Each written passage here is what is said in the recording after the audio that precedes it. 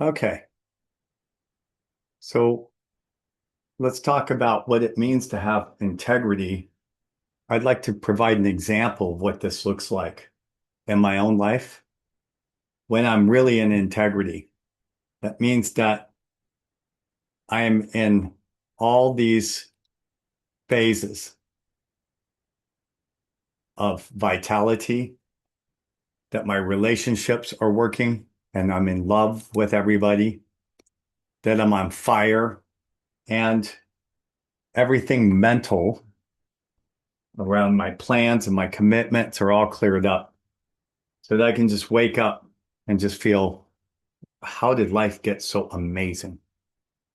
So integrity is a lot about clearing. It's almost like the more that you clear, the more that you get off your chest, you don't have anything on it. You feel better than if you did a bunch of other things and accomplished things, but in a messy place.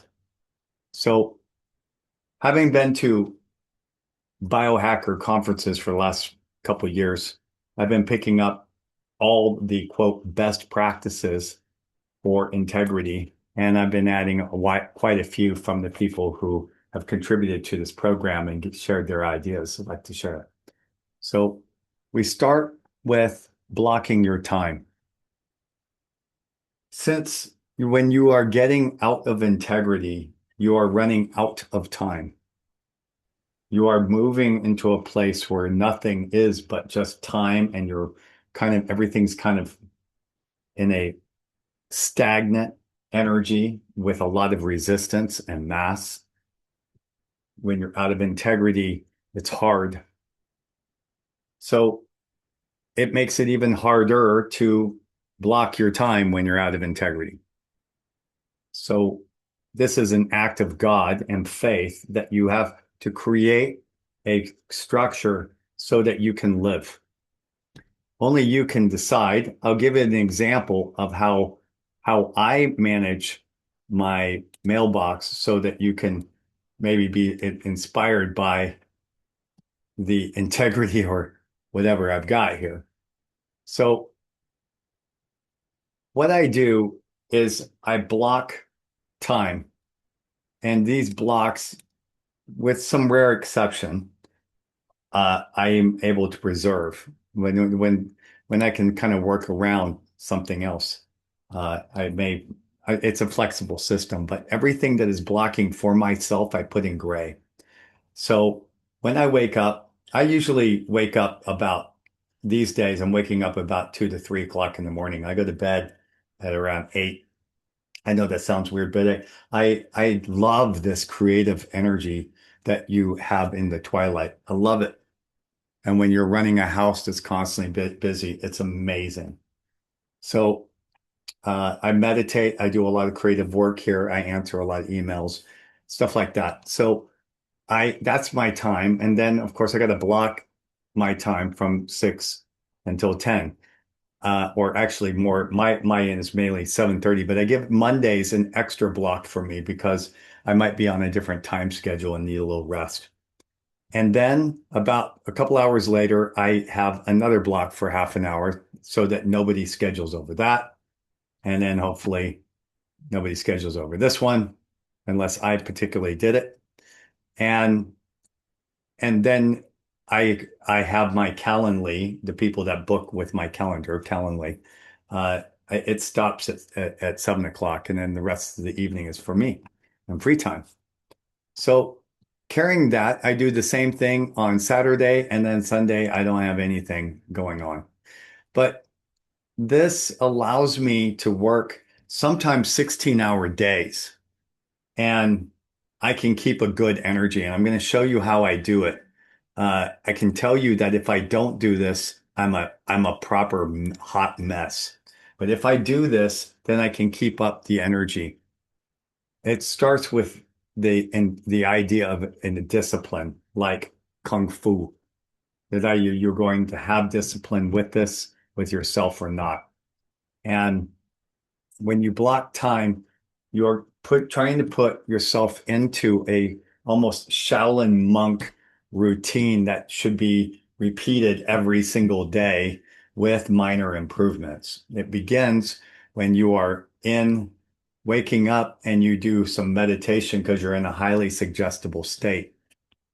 When you do beliefs, or if you record your beliefs of or affirmations about what you want in your life of love, or you record your vision board and you record yourself sharing that vision board, you will have a wonderful affirmation because that will anchor some of the beliefs, and you're already producing the love energy or the neurochemicals to see life in an elated way.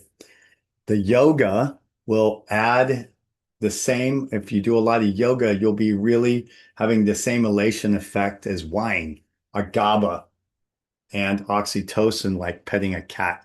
So when you want that vibe to stay calm all day, to stay in a place of pleasure, and a calm meditation afterwards helps the body go into coherence. I can tell you what I do is I do body breathing. So I imagine orange coming up through my toes, going all the way through my body.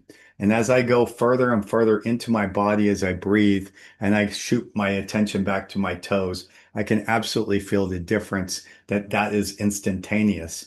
Whereas when I'm trying to work up the belly button and so forth, I feel a slight resistance. That tells me that I'm incoherent in those areas. And when my whole body, I finally go to my fingertips to my nostrils, I've got a really wonderful energy. And then I do it on the outside as well. That puts me into a very beautiful state. And that's a great place to then go into my thank you or my gratitude of things that I'm just that have happened recently that I can reflect upon in all four areas is what I try to do. Then I take a lemon water and the sun is out. And at this point, there's usually an interruption, to be fair. I am taking the kids to school, so I drop them off and I continue running. And I run to a big sequoia tree, and then I meditate out there with a little qigong with a big sequoia tree by putting my attention in the middle of the tree. And then I bring it back up to and invite the tree into my third eye and send it down to my lower solar plexus. And I just breathe in and out, becoming one with the tree in it. And I kind of go in a circle from my back of my head back out to the tree. And then I go deeper into the neck. And then ultimately I work my way down the spinal cord until I finally reach the lower belly button. And then I work my way back up. You do that, you're going to have a lot of energy. And it takes about 10 minutes to do that. And then I go run. And then I run to the pull-up bars. And when I run, I make sure that sometimes I'm not in a great mood to run, but I do at least a long, steady jog. And what that does is it releases BDNF. It is basically happiness. So you don't need your drugs and all of that or an antidepressant if you can produce it yourself. And sunlight with a general jog produces the serotonin. And if you then go in and supplement that jog with some intense exercise, you're going to have a lot of dopamine. During the jog on the way back, I sprint 3 times. So I'm doing high intensal interval. What that does is it just opens up my energy. It's a difference between jogging or walking your poodle to totally going full out for 1 minute. Your energy just goes into a really wide state afterwards. And I can maintain that energy throughout the day if I do that. It's like I've opened up my nervous system. And then when I come back, I'm ready, right? So I take a cacao. Um, Sometimes I take a coffee and I'm really into this one type of coffee. It's called Bulletproof Coffee from Dave Asprey's. You have put butter and MCT oil, and he loads it with minerals that would normally be depleted when you drink a coffee and that makes you feel tired. He's preempted that by upfronting the minerals, and then you put the longevity to your high with the MCT oil. You can also dress it up with curcumin and cardamom. And what that does, or if you just skip the coffee thing and just go into cacao, you're softening your need to be reactive, and it creates a good brain state. And that's when I take my supplements. Mind Lab Pro complex, which is a longevity complex, and your collagen, your creatine, your omega 3s. That's the time you take that. Then you're off serving people. Or if you're an entrepreneur, you might have time for yourself, though I've already devoted this time that I'm about to tell you. But if you can really get into a high state, especially if you have sales or a lot of things that you need to do, you can get in even higher energy if you prime. Stealing from Tony Robbins, that if you can't go to one of his longevity retreats or money-making retreats without bouncing on a trampoline every hour and a half. But what he's doing is creating a peak state that you only get into when your heartbeat and your nervous system's really activated and your lymph system is been awakened. So I have a vision board and the journey board, and I have it printed out on my wall. And when I'm jumping on the trampoline, 1,000 times looking at I am going to make 50,000 a month, that's impossible when you first make it. But when you're doing it over and over, your brain will find a way. And and so you're jumping and you look at all the areas and you read them out, and it's also, if you want a bonus, put your happiest moments there too, so you have a placebo effect. 5, 10 minutes with some great music while you're reading that, you're going to be amped up. Now you go into your first Zoom call like that, and you'll see that your state is about 70% of the work that you need to do for a sale. You just need to be in a great state of mind. The rest are tactics, right? And you notice implicitly people saying the right things or you saying the right things, but in a low vibration, you're ignored. And somebody who's just in a great mood comes from vacation and wants to talk about absurd things and peacocks, they steal the show.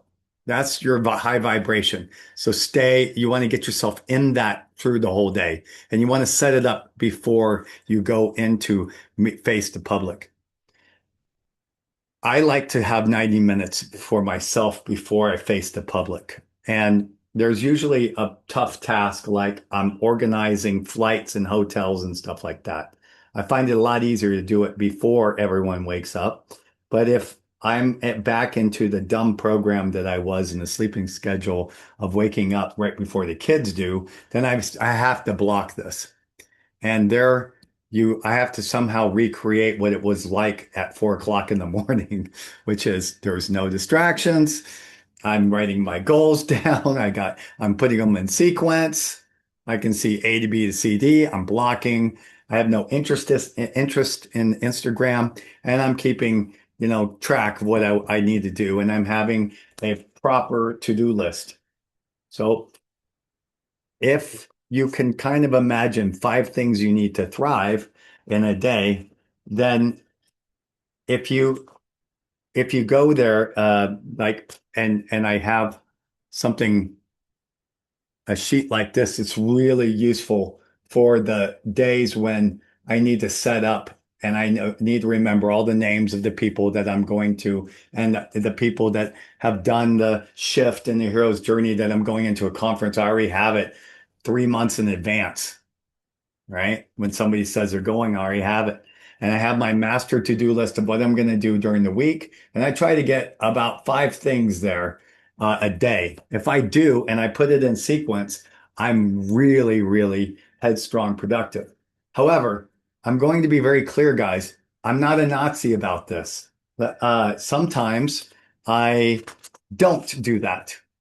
Sometimes I'm just in a flow state. Like I've got right now 71 clients that are currently waiting for me to reply on their email, and I'm upgrading my entire program at the moment. So I don't need to put everything so anally there. That's usually when I'm out of this blissful high of inspiration and I need to motivate myself to structure.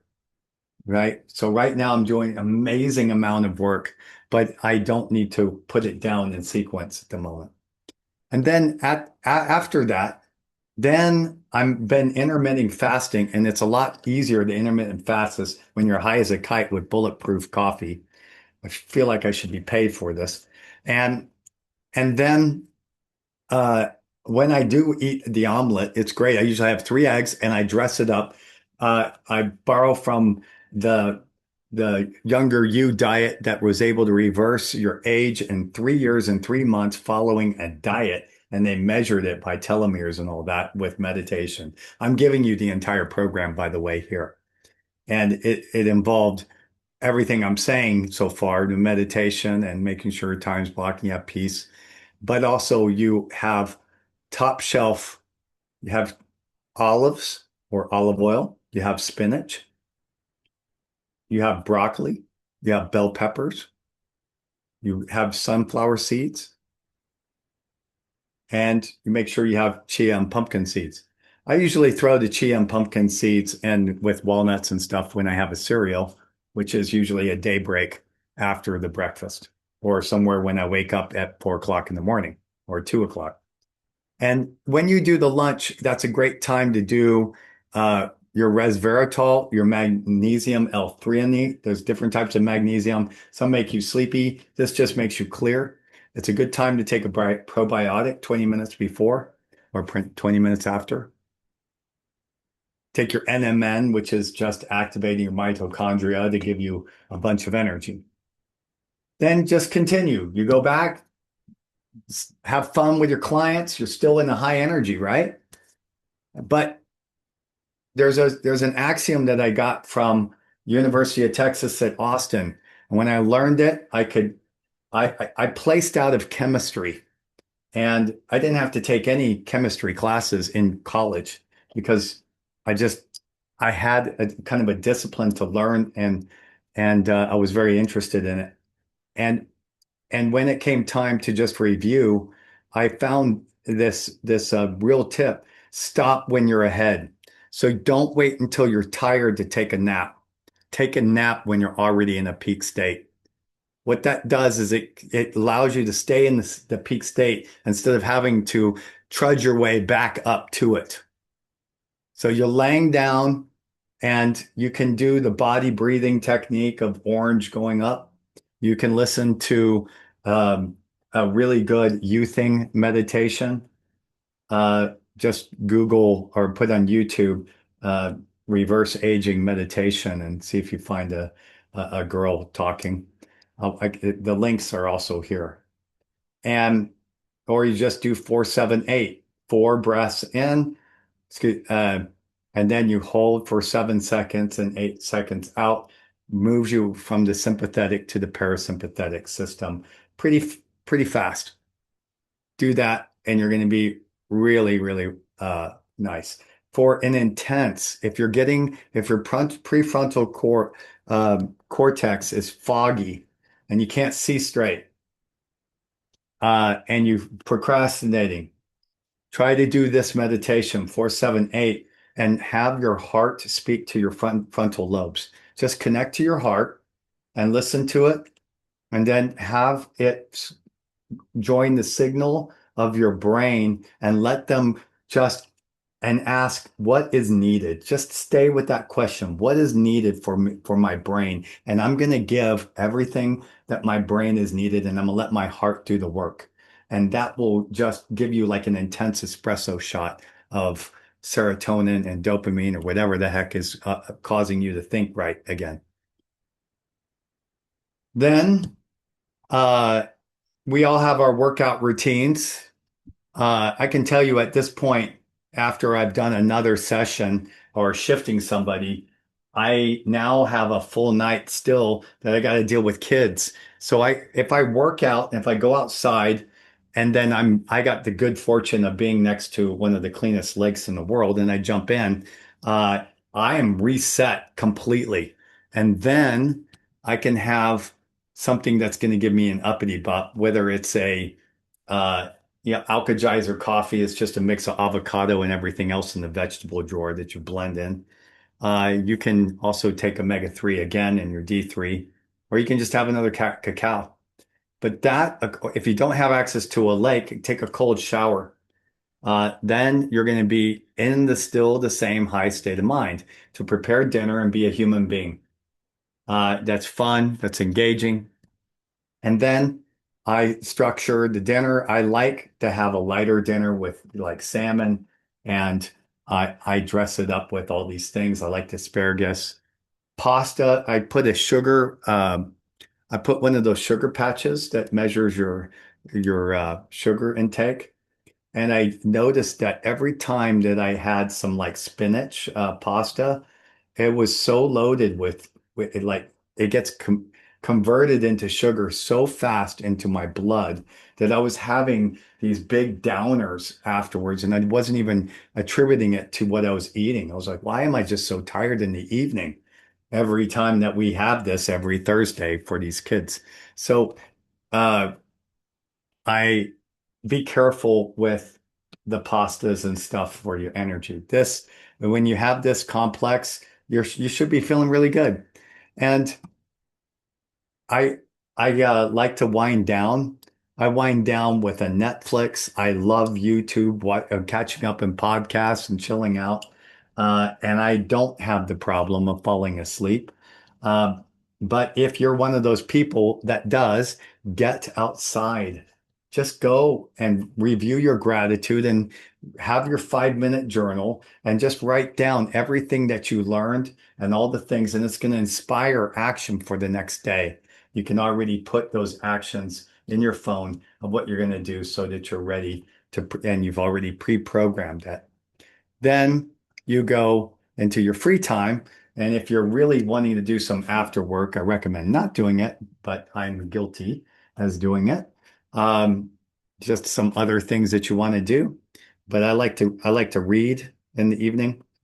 But if you want to follow up with stuff, that's going to really extend your sleep schedule. So it's better to have fantasy in the evening. Read a fantasy book, watch a fantasy uh, on Netflix, and just chill out. Then you can, if you want a horse pill tranquilizer of a Valium shot, go take a cold shower or fill the bathtub with cold water. Be in that, then stand up, then go back in it, stand up, and you will be ready for Delta. And you can also use Neurovisor and Brain Tap and those things. But I don't think that I don't need light to put me asleep. I'm just want no stimulation, light a candle, and have your favorite book, and make sure you try to get a chapter done every evening. And you'll find yourself in a really nice rhythm. So this is my Shaolin structure. There is a weekly task that I'm relying on the hero's journey to do, which is review your last week of everything that worked, including if you're keeping gratitude, you can get very detailed and you can remember all the people that you once loved and forgot about, and all the opportunities of clients that were really great and you forgot about. They probably forgot about you too until you're right. So that's the gratitude part. If you're keeping 5 to 10 things in your gratitude a day, you're going to have 70 things you're going to be just amped up about. And gratitude helps you go to sleep. Count your blessings. A good book, by the way, if you want a magic book, it's called The Magic. And that's an excellent book to read before you go to bed because it has you focus on gratitude in every area of your life. Then on Sundays, I like to program my week. I like to look ahead at that. And if I don't do it Sunday because I'm busy with the kids, I look at it again on Monday and I read through the week and I realize always there's a dumb appointment or two or five, that there's appointments that somebody scheduled wrong, or there's other things that I should have been preparing for.